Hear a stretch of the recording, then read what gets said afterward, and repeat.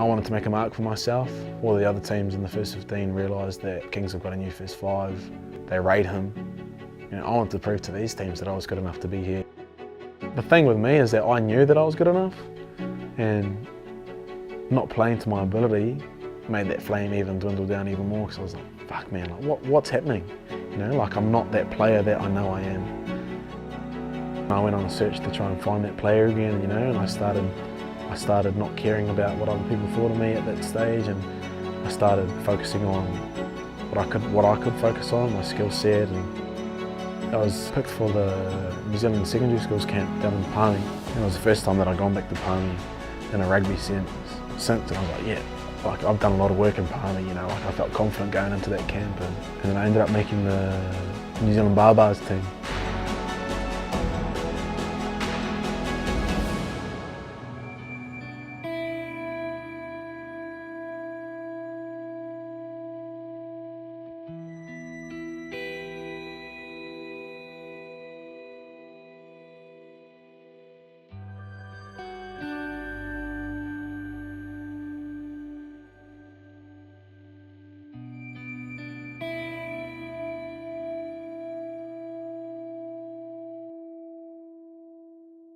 That was a good eye-opener for me, you know. It kind of made me think, you know, like, I'm not the player I am, but this mindset's keeping me in the game, and here I am, so why don't I just fucking keep on going, you know. And some pretty big names in that team as well. You know, people may think, oh, Barbars, you know, the second string team, you're not on schools, you're not good enough. If I look back at those two teams, you know, there's a lot more players in that Barbarians team than there is in the schools team playing Super Rugby.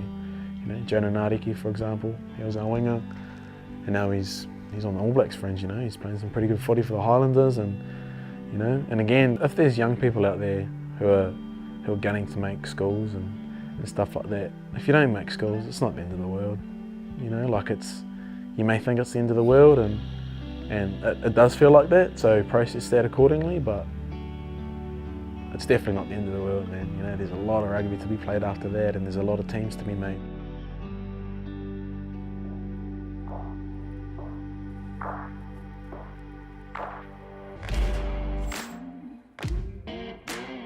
Going into my last year, I knew two things.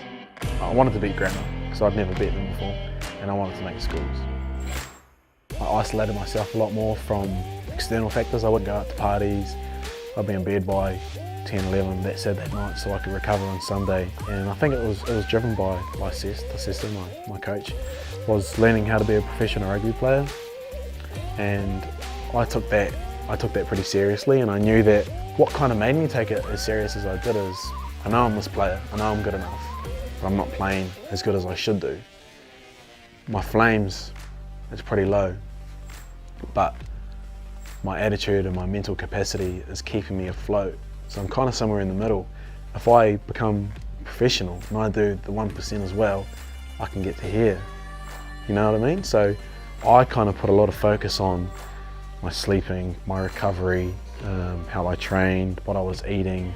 And this is when I was 16, 17, you know. And that's kind of unheard of when you've got like a 16, 17-year-old living like a professional but still going to school, you know. I was happy with how I trained, how I was kicking, how much contact I had in, you know. I was happy with my water intake. It went all the way down to how many minutes I was rolling my legs out.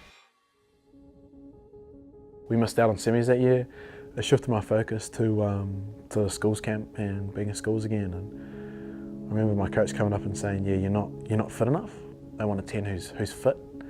I kind of shifted my mindset of, I'd wake up early before school, I'd go to the track, I'd run, I'd miss breakfast because I'd be training, I'd go to school, I'd finish school, I'd train, I'd go to dinner, go back to the boarding house, shower, prep, homework, and then I'd train again. And that was kind of me for about 6 to 8 weeks. When I first started, I ran a yo-yo, a pre-camp yo-yo, and I was about 17, which is fucking shit. It's shit for my position, especially at that age. You know, I needed to be in the 19s, and to move to yo-yo levels within a couple of months is big. And I went to camp and I ran a 19.5, and it was the best yo-yo I'd ever run. And it was then where I kind of felt confident that I could have a shot at finally making schools. And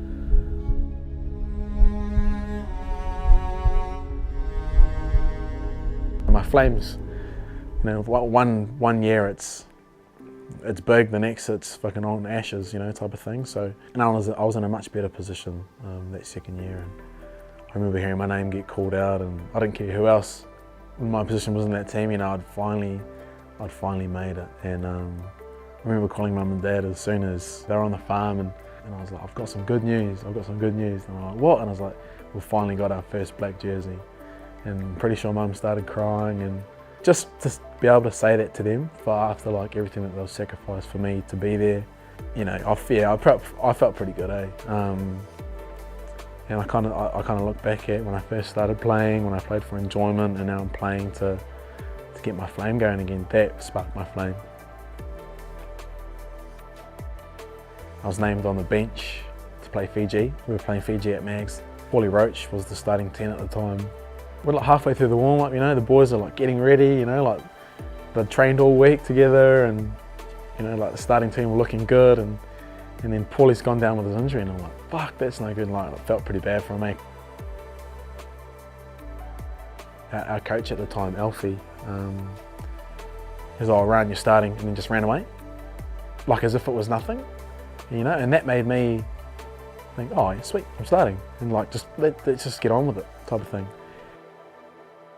Nani Punivai scored in the corner in front of the grandstand there, and it was a pretty important try for us, and I was stoked because he was a good mate of mine, and I jumped up to celebrate with him, and like I landed in a pothole, and I sprained my ankle, a little high ankle sprain, and yeah, that put me out for the rest of the campaign. And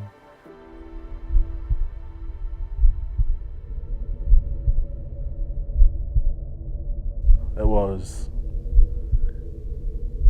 an emotional roller coaster that day, you know, like I was on the bench, sweet, you know, like I've got to wait to get on, I've got to wait, you know, you're waiting, nah, fuck, you're starting, sweet, I'm starting, this is so much fun, boom, you're injured, you know, and then I realised, fuck, it can be taken away from you so quickly.